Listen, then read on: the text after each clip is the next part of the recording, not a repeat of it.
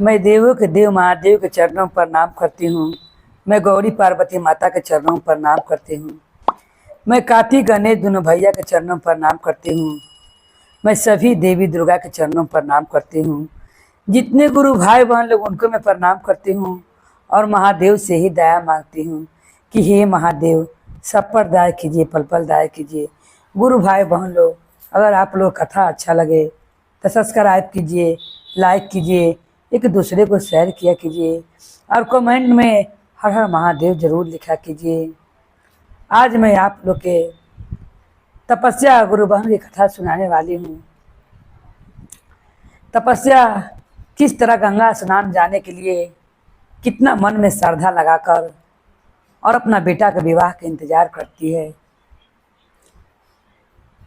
तपस्या का पति गुजर गए रहते हैं और तपस्या अपना तीनों बेटा कर लेकर अपना रहती है और अपना घर का दूसरा का घर के काम धंधा कर कर अपना बेटा को पोस पाल कर सियाना करती है।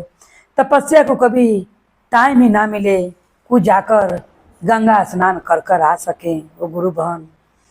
इसीलिए कोई भी आदमी जाए तो कहे कि आप घर में पूजा पाठ करती हैं, ठीक है, मगर कम से कम 5 डुबकिया गंगा जी में लगा लीजिए।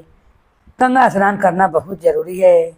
आप कभी भी गंगा स्नान करने गए भी नहीं किए हैं। रोज़ रोज़ तो दूसरा ही काम करने जाती हो अपना घर के खर्चा चलाने के लिए, और तुम अपना घर के पूजा पाठ ही कर रह जाती हो। बेटन के लिए खाना पीना बनाती हो, तुम्हें टाइम ही नहीं मिलता है कि तुम गंगा स्नान करके आओ। उसी से मैं तपस्या करती है। एक दिन ऐसा भी आएगा कि मैं हर महीने गंगा स्नान करने जाऊंगी। जब मेरी 3 बहुएं आ जाएंगी फिर मुझे कोई काम नहीं रहेगा, तो मैं घर में क्या करूंगी। तीनों अपने में काम करने लगेंगी तो मुझे कुछ करने का जरूरत ही नहीं पड़ेगा। और मेरा तीनों बेटा जब कमाने लगेगा तब मैं घर में रानी ऐसा रहूँगी। 3 गो बहुएं होंगी, 3 गो बेटे होंगे। 3 गो बेटा है, फिर 3 गो बहुएं हो जाएंगे, पोता पोती हो जाएंगे। मुझे कोई काम धंधा करने का जरूरत नहीं पड़ेगा। हर महीने मैं गंगा स्नान करने जाऊंगी और साल में मैं 12 महीना जरूर जाके गंगा स्नान कर कर आऊँगी।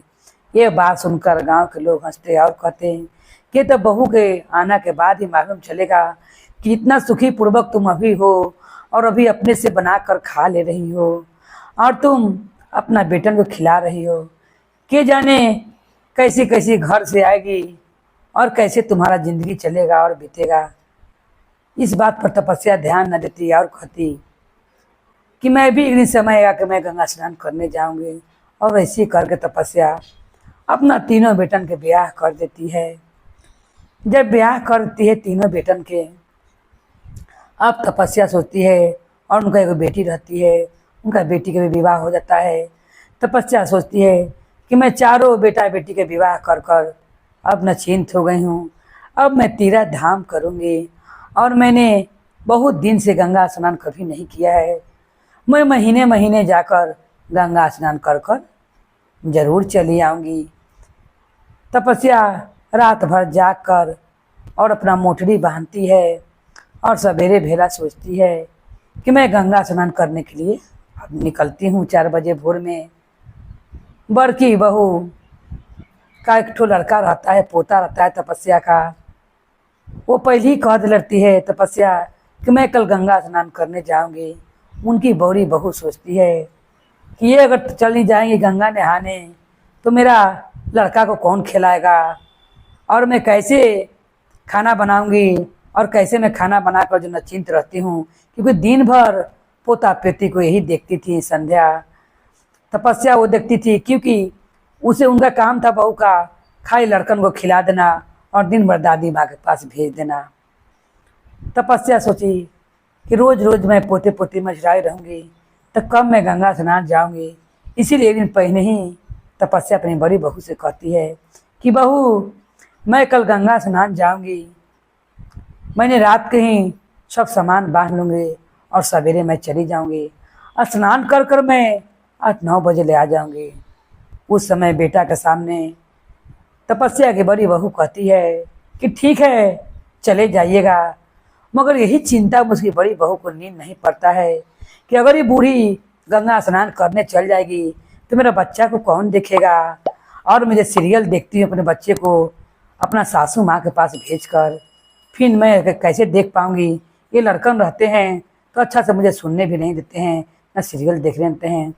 जैसी ये तपस्या सब सामान बेच गुरु बहन बांध कर मोटरी में रात भर जाग के बेचारी सोचती है कि 4 बज गया, अब मैं चलती हूँ गंगा स्नान के लिए।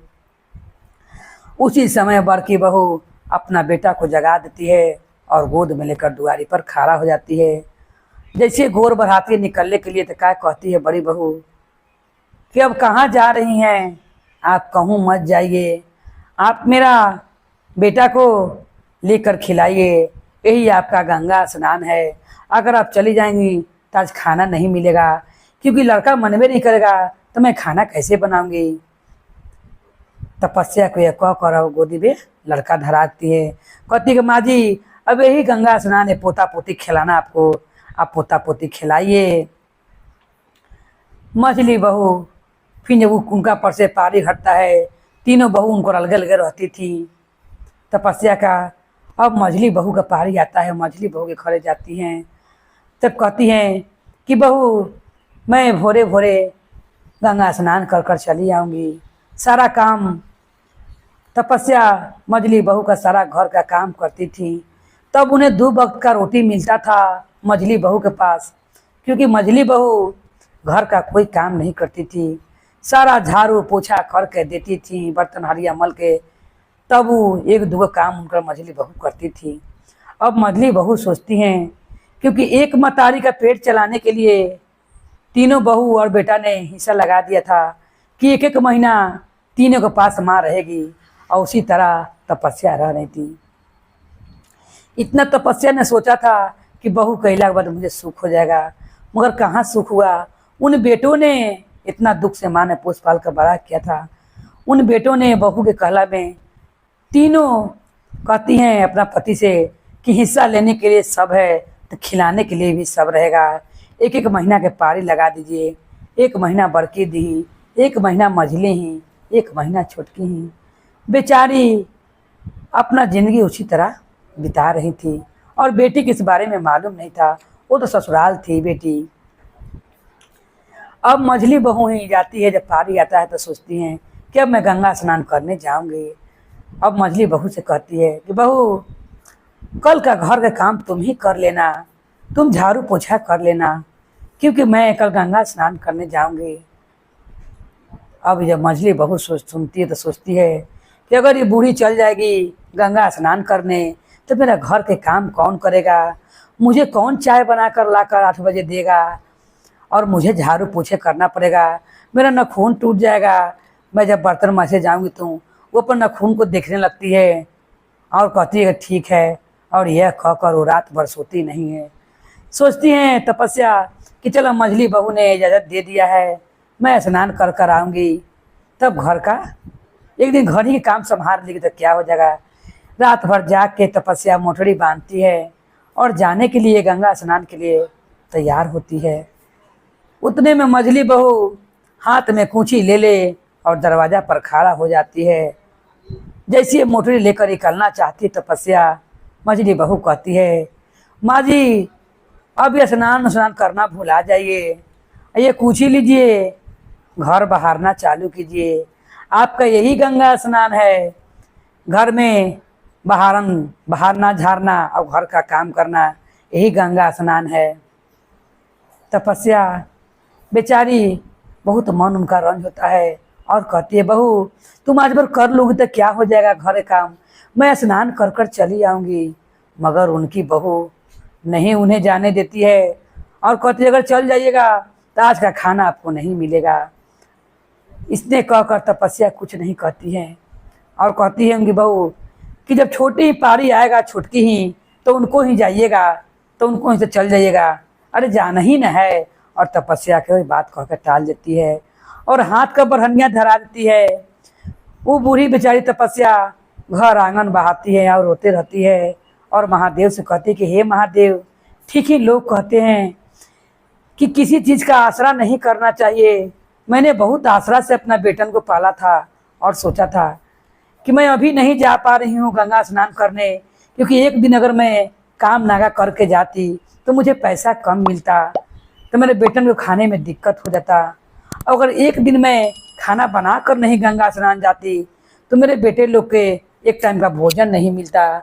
इसी सोच के मैंने सोचा था कि 3 बहुएं आएंगी तो मैं गंगा स्नान करने जाऊंगी, बेटा कमाने लगेगा और मैं रानी बनकर घर में रहूंगी और मेरे तीनों बहुआ बनाएंगे खिलाएंगे और मैं गंगा स्नान करने जाऊंगी। ठीक ही गुरु बहन लोग कहती थी, ये कौन जाने कि आगे चल के भी जा पाइएगा कि नहीं।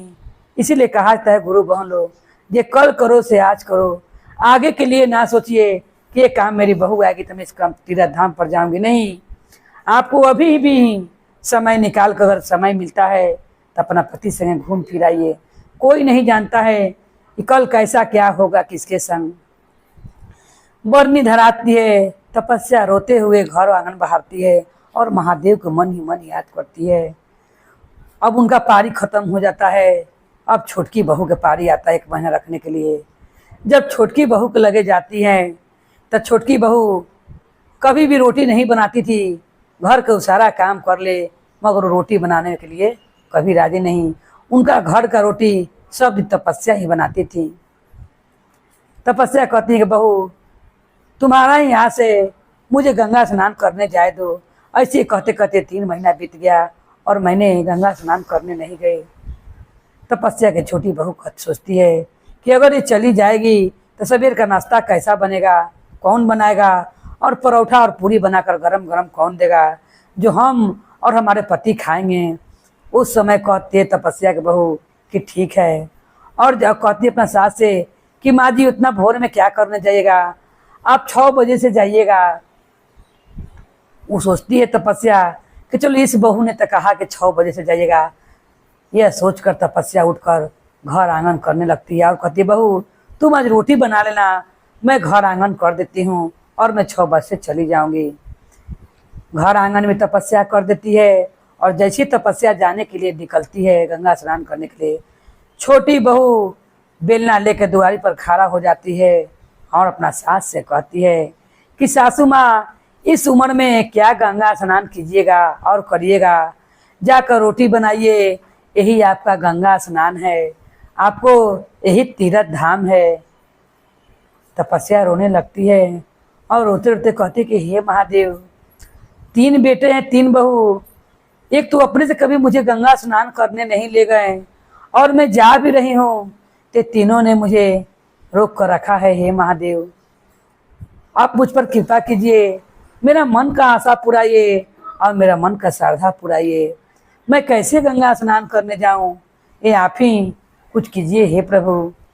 उतने में उनका बेटी को अचानक अपनी माँ को याद आता है, तपस्या को बेटी को, और तपस्या के बेटी उसी दिन अपने छोटी भाभी के घर आती है और आके अपनी माँ से कहती है कि माँ तुम्हें क्या खाने का मन है बताओ, मैं तुम्हें सब खिलाऊंगी। अपने माँ के 56 प्रकार का भोग 12 प्रकार बना कर खिलाती है और कहती है तपस्या की बेटी मुझे गंगा स्नान करने का जाने का बड़ा मन है मगर मैं जा नहीं पा रही हूँ, तुम यही करो कि मुझे ले चलकर गंगा स्नान करा दो। बेटा बहू ने तो नहीं ले गया मगर तुम ही ले चल के मुझे ये कर दो। बेटी अपना माँ को लेती है। उस समय उसका भाभी कुछ नहीं कर पाती है क्योंकि भाभी उनको जानती है कि अब ननद आ गई है। बेटी जो काम बेटा बहू ने नहीं किया वो काम बेटी कर डाली और बेटी अपनी माँ को लेकर गंगा स्नान करने जाती है। जैसी तपस्या 5 डुबकी लगाती है, गंगा मैया को नमन करती है और महादेव को नमन करते हुए कहती कि हे महादेव जिस तरह बेटी ने मुझे जुड़वाया है ऐसी है मेरी बेटी, जुग जुग जिए, इसका सदा सुहाग बना रहे और इसका धन का कभी कमी ना हो, इसका गोदी फले फूले, इतना दिल से दुआ निकलता है। बेटी स्नान कराकर माँ को ले आती है और माँ बेटी के हाथ से स्नान कर कर धन धन हो जाती है। अगर गुरु भाई बहन लोग अगर बेटी ना आती, लोग कहता है बेटी की जब होता है तो आदमी सुनता है तो कहता है कि बेटी हुआ है, बेटा के नाम पर लोग चिढ़क कर बोलते हैं कि फलाना घरे बेटा होइल है, अगर बेटी हो जाए तो का हुआ है, तो बेटी हुआ है। मगर जौन काम तीनों बेटा बहू ने नहीं किया तपस्या को, तौन काम ससुराल से आकर बेटी ने कर डाला और अपनी माँ को गंगा स्नान करा दिया। जिस तरह महादेव ने तपस्या को एक बेटी दिया था और बेटी के द्वारा उनका मन का मनोकामना पूरा हो गया, उसी तरह महादेव से ही कहना कि हे महादेव, बेटा के संग एक बेटी जरूर दिया कीजिए, क्योंकि जिन्हें बेटी नहीं है वही जानते हैं महादेव, बेटी बहुत सहारा होती हैं। शादी के पहले भी और शादी के बाद भी बेटा अपना पत्नी के बात में आकर अपनी माँ को भूल जाता है, मगर बेटी पराया घर के होकर भी अपनी माँ को जरूर याद रखती है। इसीलिए आपसे कहते हैं महादेव कि बेटा के संग बेटी जरूर दिया कीजिए। बोलिए हर हर महादेव की जय, गौरी पार्वती मैया भवानी की जय, भैरो भैया की जय, हर हर महादेव की जय।